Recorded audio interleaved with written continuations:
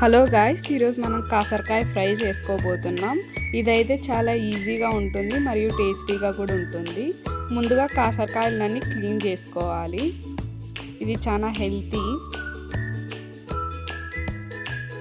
ఇలా అయితే ముందు మనం క్లీన్ చేసుకున్న తర్వాత వేడి నీళ్ళలోకి ఉప్పు వేసి కాకరకాయలు వేసి బాగా మరిగించుకోవాలి.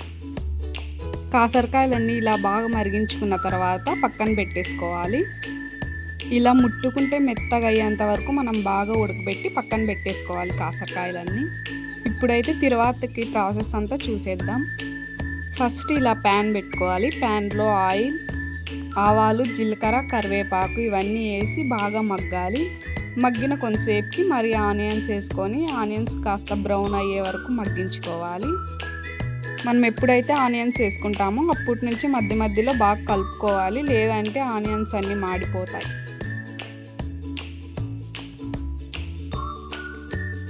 ముందుగా ఉడకబెట్టుకున్న కాకరకాయలన్నీ ఇలా మంచిగా నొక్కేసుకొని ఫ్రై చేసిన ఆనియన్స్లోకి అయితే వేసేసుకోవాలి. ఆ వాటర్ అంతా అలాగే పెడితే మళ్ళీ కర్రీ అనేది చాలా చేదు వస్తుంది.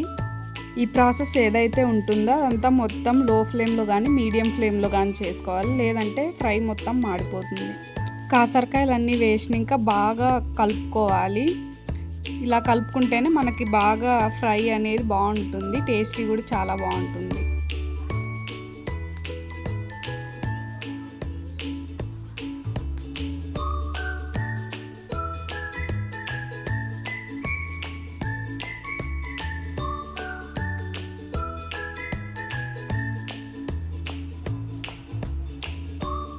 చూడండి, ఇవైతే బాగా మంచిగా మగ్గిపోయాయి.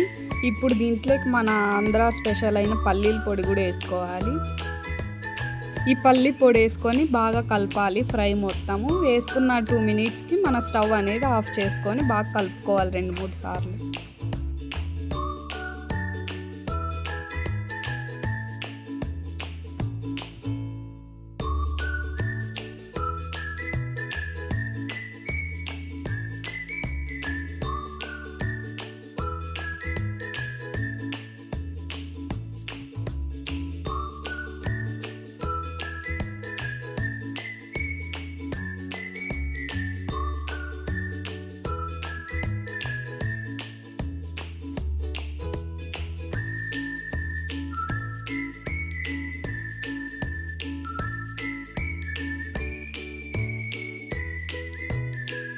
ఇదైతే రెడీ అయిపోయింది. It's a tasting time.